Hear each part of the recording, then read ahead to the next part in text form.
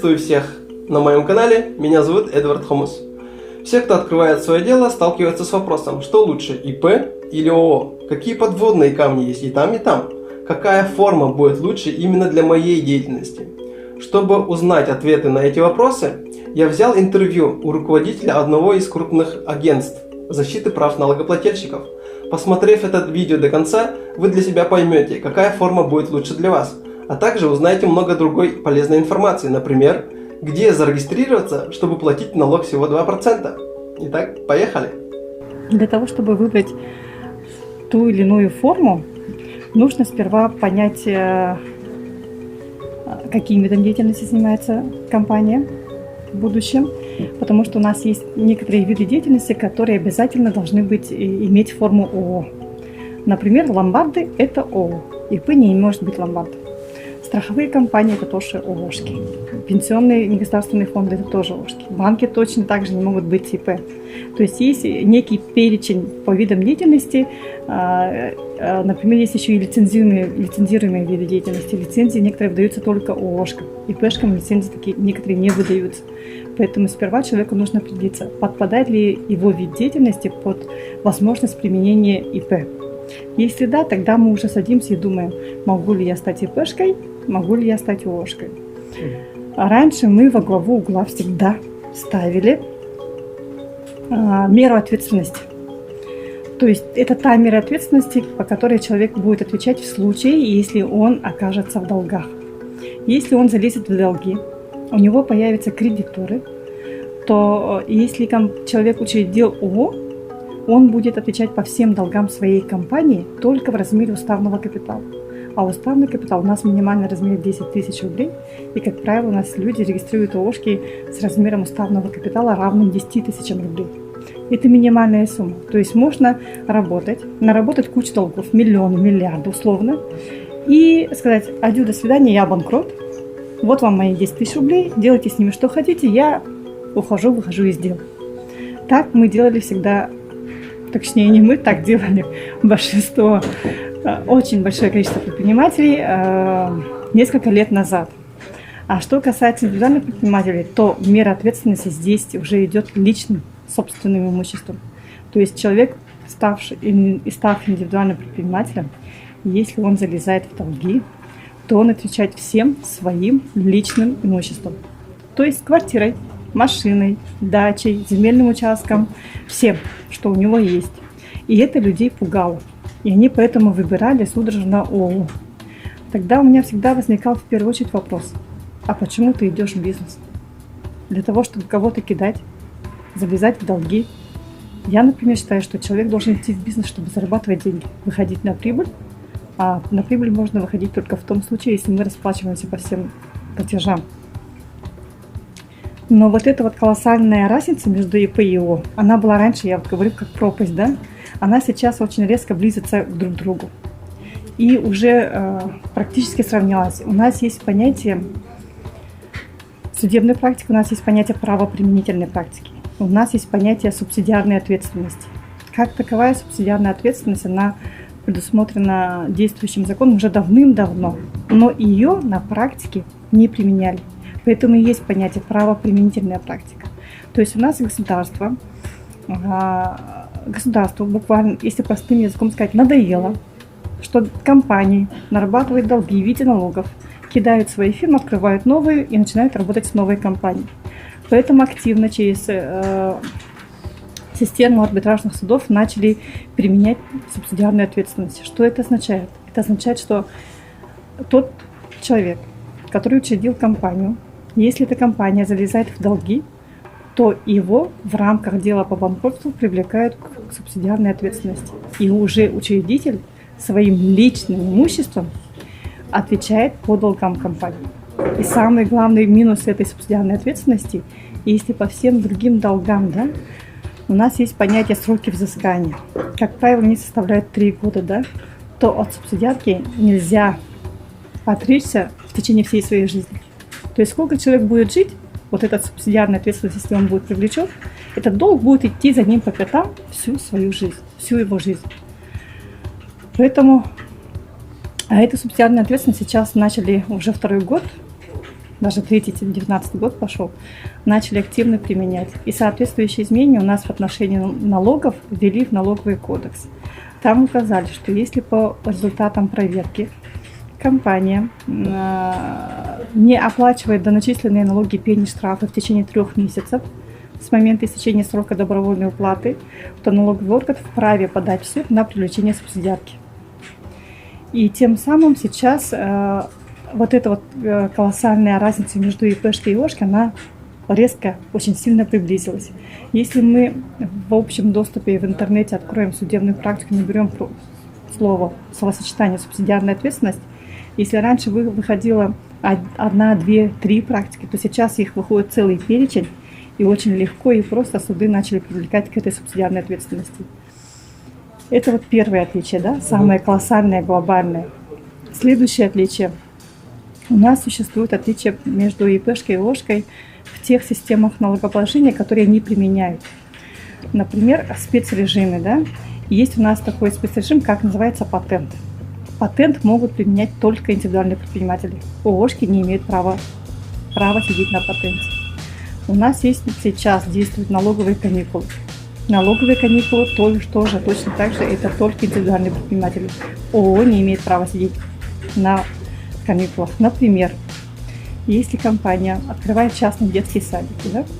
Человек открывает частный детский садик, или он собирается заняться строительством, тогда он может подпасть под налоговые каникулы.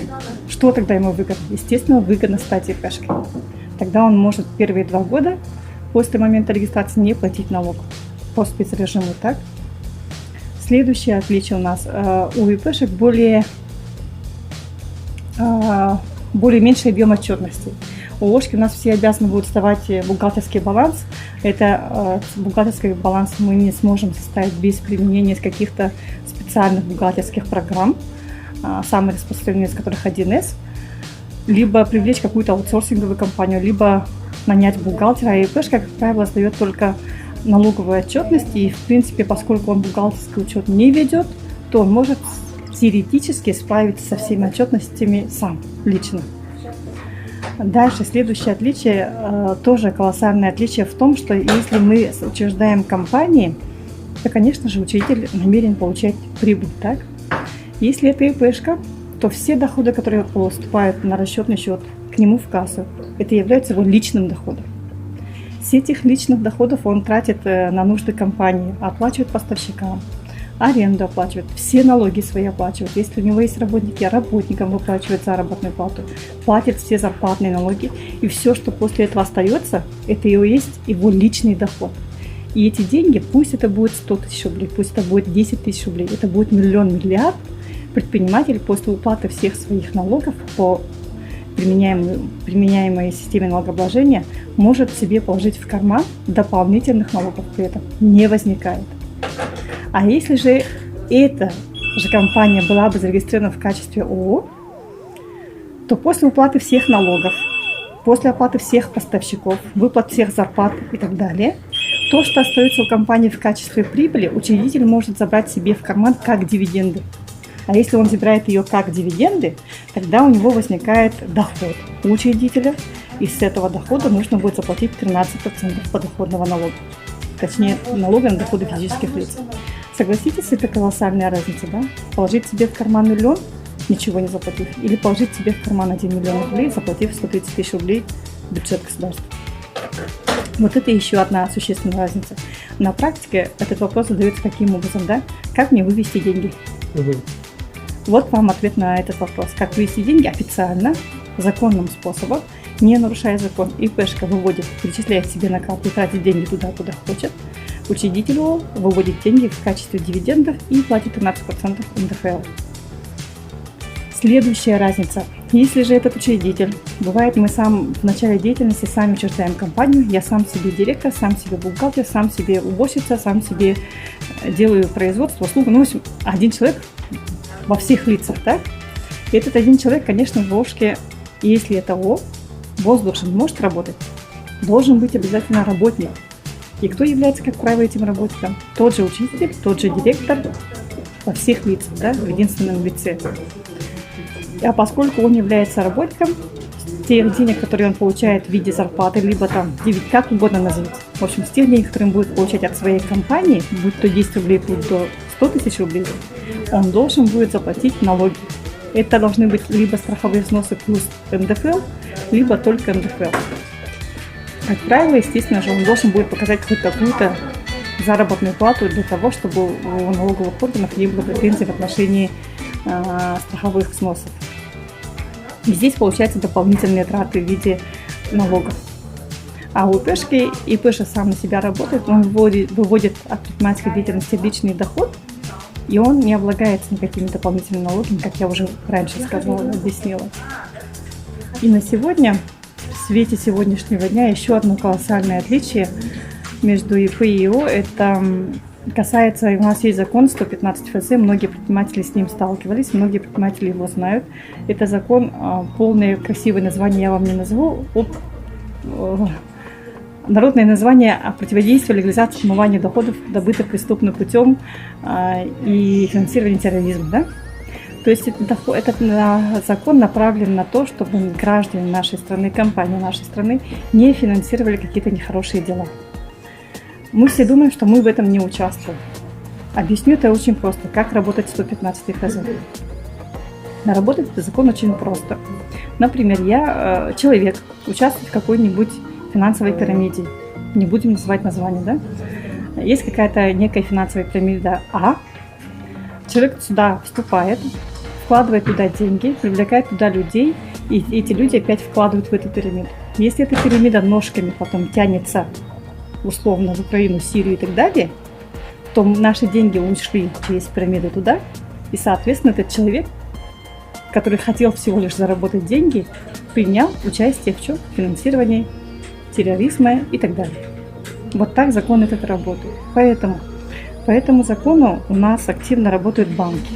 Они следят за тем, чтобы доходы были получены и их клиентами легальным способом, и доходы были прозрачны. Если компания начинает активно снимать деньги, у нас уже уходит в прошлый термин обналичивания. Раньше большинство компаний занималось обналом, тем самым занижало свои налоговые обязательства. Теперь этот термин уходит в прошлое. И если сейчас компания хочет снять деньги наличные с расчетного счета, то мы часто сталкиваемся с тем, что банк либо отказывает в снятии выдачи денег определенной суммы, да, уменьшает сумму, либо же блокирует карты физлиц, либо блокирует расчетные счета и отказывает в обслуживании. Самый ужасный минус в этом то, что если банк, точнее компании, несколькими банками будет отказано обслуживание расчетного счета, то существует вероятный очень высокий риск того, что этой компании ни один банк не откроет расчетный счет. Но это означает для меня до свидания бизнес. Как этот 115 ФЗ работает? Да? Например, у нас есть индивидуальный предприниматель. Очень часто у нас грешат этим перевозчики. Индивидуальный предприниматель, перевозчик, у него есть грузовой автомобиль, он сам за рулем ездит в рамках нашего региона на север, допустим, да. Дистопливо они, как правило, покупают без документов, запчасти, часть за наличку, как правило, покупает, а деньги получает перечислением на расчетный счет. Вот банк стоит со стороны. Есть предприниматель, который реально ездит на КАМАЗе. Есть расчетный счет в этом банке. Деньги пришли, 1 000 000 рублей. Предприниматель пошел, эти деньги практически все снял. Почему? Потому что он наличкой расплатился за дистоплива, пошел, наличкой купил запчасти. Со стороны банка что означает? Что этот человек легальный бизнес не ведет. Если бы этот человек занимался бы реальным бизнесом, у него ведь должны быть хоть какие-то расходы, думает банк.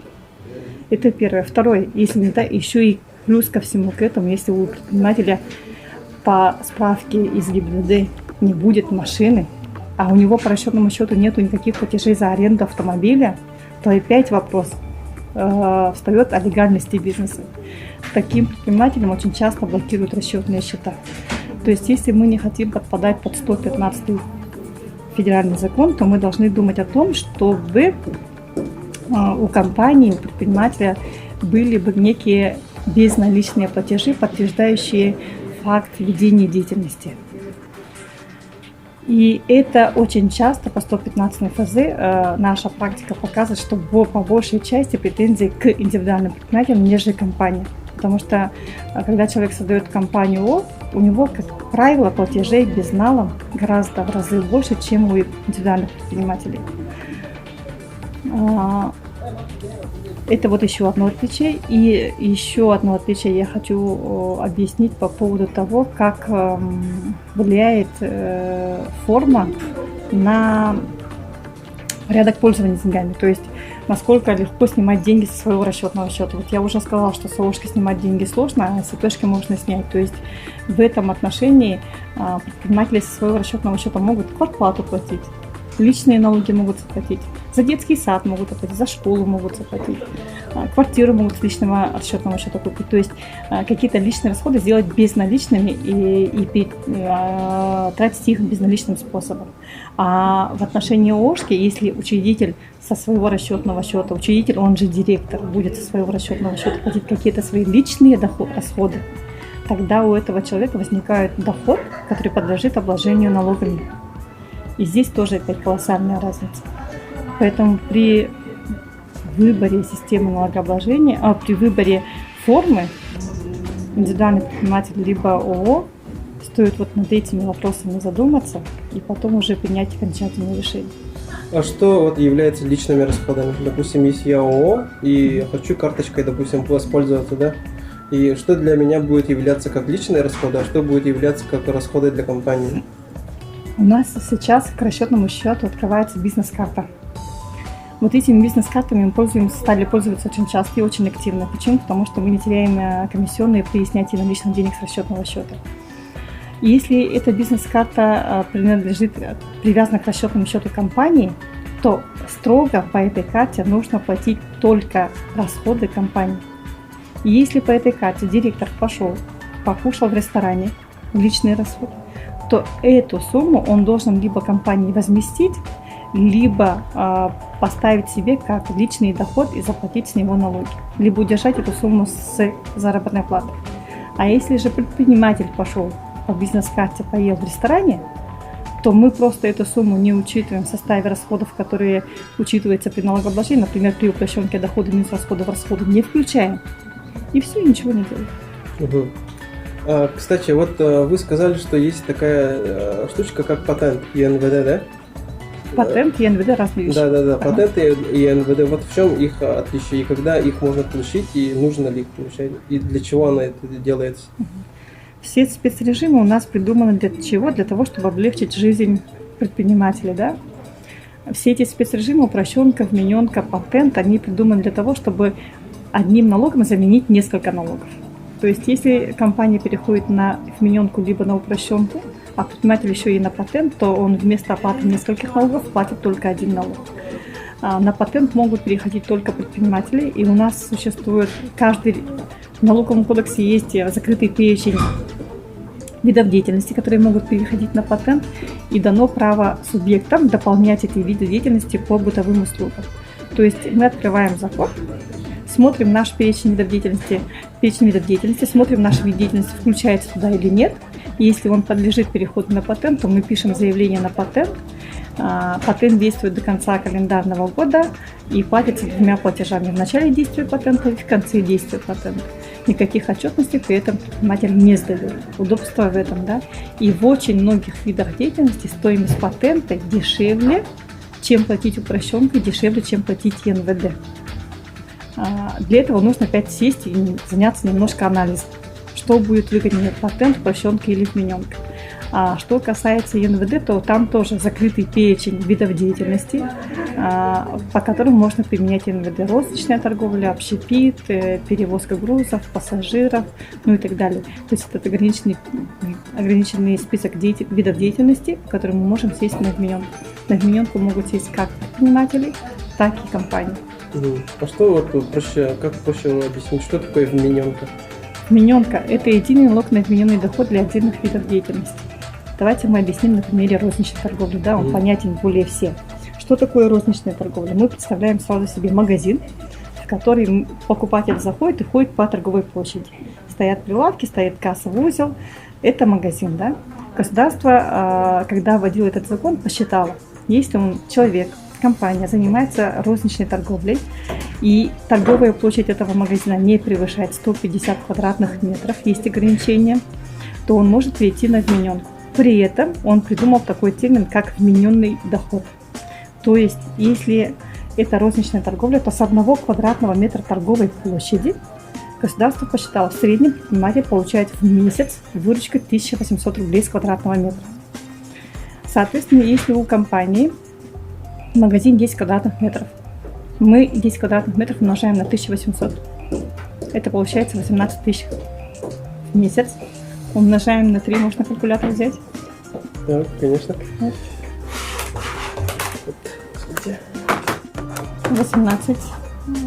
1800 умножаем на 10 квадратных метров.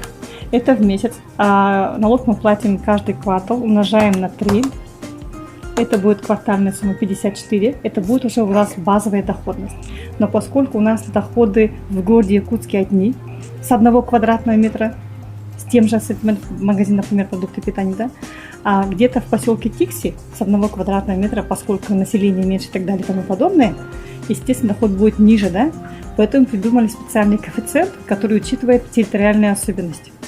У нас здесь по розничной торговле в городе Якутске 1, умножаем на единицу. В Тикси где-то 0,45 в ВУЗах. То есть уже сразу налог уменьшается в 2 раза, да? Мы эту сумму еще умножаем на коэффициент дефлятор. Александра не помнит. 1,900 сколько? Коэффициент дефлятор – это тот коэффициент, который учитывает рост цен. Да? Согласитесь, 1800 рублей с квадратного метра у нас было установлено, когда ЕНВД вводили в 2008 году. С тех пор цены у нас растут, а базовая доходность не меняется. И для того, чтобы базовую доходность каждый раз кодекс не менять, придумали такой коэффициент, который учитывает индекс роста цен. И, соответственно, он утверждается правительством каждый год. В этом году он 1,915. Умножаем на 1,915 и умножаем ее уже на ставку налога. Она составляет 15%, да? И получается у нас в квартал 15 511 рублей. И это ЕНВД. При этом ЕНВД не зависит от того, сколько заработал предприниматель. Он может заработать в месяц 15 тысяч, может заработать, пусть это будет очень круто, 1 миллиард. Он будет платить вот эту сумму налога. Размер выручки никак не влияет на сумму налога. Ясно. А по системе налогообложения вот 6% есть, а есть 10%. Это у нас система налогообложения называется упрощенная система налогообложения упрощенка. Мы можем там выбирать, называется выбор объекта налогообложения, то есть то, с чего платить налог. Либо мы платим 6% с дохода, либо мы платим 10%, 15% это общая ставка по России, у нас в регионе 10%. Либо мы платим 10% с доходов минус расход. При всем при этом у нас в республике регион поделен на зоны. 1, 2, 4, 5 зоны. 5 зона это самый крайний север, и там ставка налога по доходам 2%. То есть от 2 до 6%, 2, 4, 6% у нас сгруппировано, да? И здесь, на этом месте, сразу же предприниматели думают, ага, значит, если я буду в поселке Тикси зарегистрирован, значит, я буду платить с доходов 2%. Да, это крайне выгодно. Но если касается это предпринимателей, то человек должен быть прописан там. И вести деятельность, в принципе, можно на любой территории, в любом УСИ нашего региона, да. Либо, если это компания, то компания должна быть там зарегистрирована. Естественно, вести деятельность она может тоже в любой точке нашего региона. А если вот зарегистрироваться в Тикси и вести деятельность в Москве, можно так сделать? Зарегистрироваться в Тикси, вести деятельность в Москве, так тоже можно сделать. Мы платим, издаем отчетность по месту регистрации. Вы сказали, что вот для нашего региона вот это расходы, доходы плюс расходы являются 10%, да? А в других центральных регионах это 15%. В некоторых регионах 15%, в некоторых регионах 5%. У нас еще помимо 10% существует ставка 5% для сельского хозяйства, для обрабатывающих производств. Льготная ставка. Ясно. А что вы знаете по системе, или как называется, закон, да, налогообложения для самозанятых? Налог самозанятый – это новинка. Начала действовать с этого года в 4 регионах: Москва, Московская область, Калужская область и Татарстан. Туда для того, чтобы стать самозанятым, не надо регистрироваться в качестве ИП. Достаточно, специально для этого разработали приложение. ФНС России разработала приложение, называется «Мой налог». Регистрация идет через «Мой налог», то есть подаем заявку, что я становлюсь самозанятым через приложение «Мой налог». Скачиваем ее на свой Android, на iPhone и работаем через это мое приложение. Да? При этом человек самозанятый должен будет заплатить с своих доходов либо 4%, либо 6%. 4% если физлицо продает другому физлицу, 6% если физлицо продает либо предпринимателю, либо организации. Возьмем, давайте, самый простой распространенный пример – торговницы. Да? Сидят дома, пекут торты и продают. Вот этот налог для самозанятых, да, правильное его название – налог на профессиональный доход. Он придуман именно для того, чтобы вывести из тени вот таких репетиторов, торговниц, там, швей и так далее. То есть самый такой мелкий бизнес, который направлен на то, чтобы человек занимал себя, не нанимая никого, и сам себя обеспечивал. Мы скачиваем это приложение, в этом приложении регистрируемся, и все чеки, которые самозанятый гражданин доставляет своему покупателю, делаются через это приложение.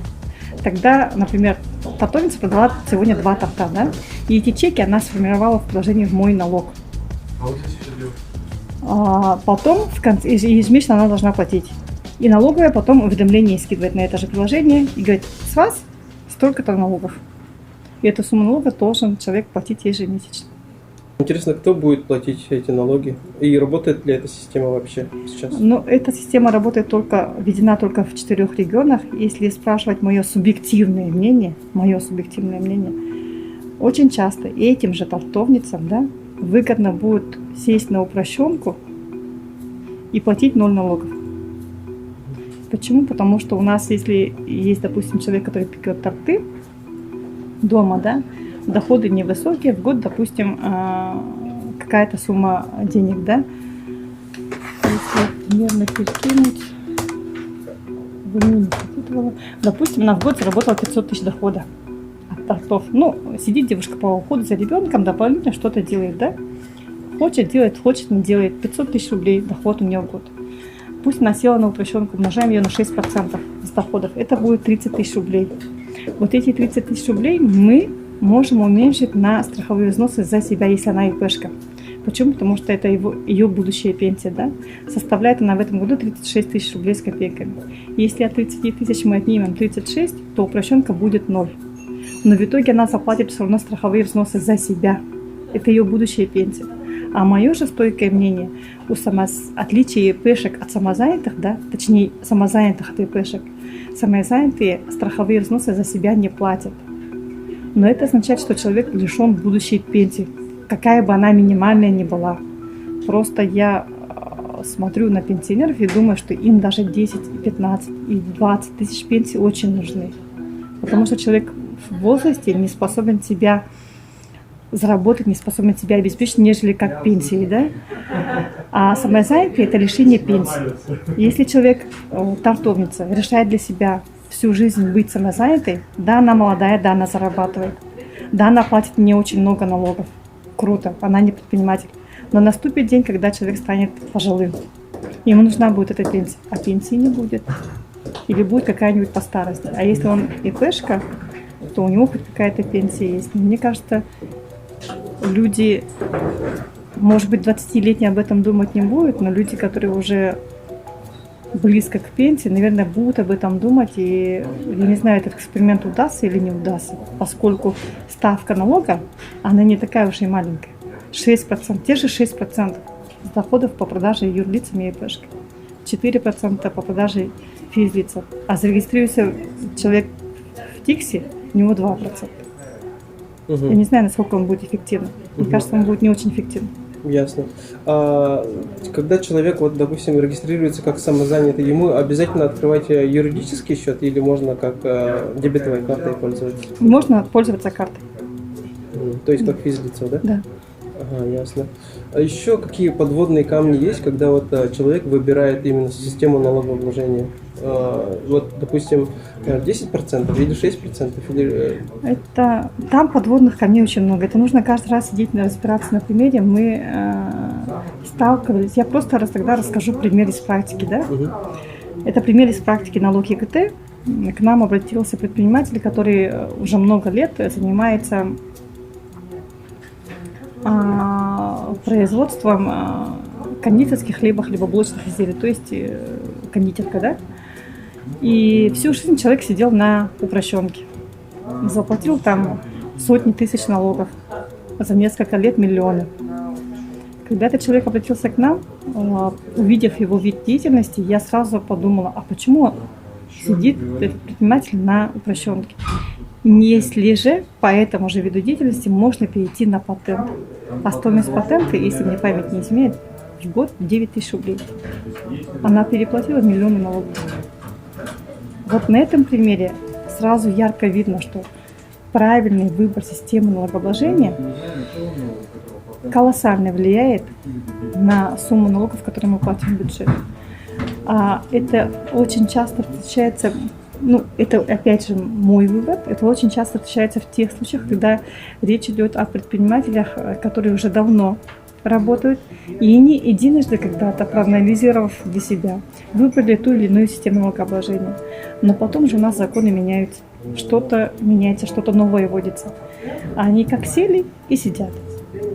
Нужно же опять развернуться и посмотреть, а что изменилось сегодня, что хорошего появилось. Может быть, это будет лучше для меня. Тогда это было хорошо, но сейчас это не очень хорошо. И поэтому нужно каждый раз садиться и заниматься анализом. На этом и завершается наше интервью. Надеюсь, вы нашли ответы на все свои вопросы. И какую бы форму вы для себя не выбрали, я желаю вам удачного старта. А для тех людей, которые только-только задумываются открывать свое дело, я советую посмотреть мое видео, которое называется «Как построить бизнес на своих увлечениях». Ссылка будет внизу в описании под этим видео. Ставьте лайки, подписывайтесь на мой канал и делитесь этим видео друзьями. Все, до новых встреч!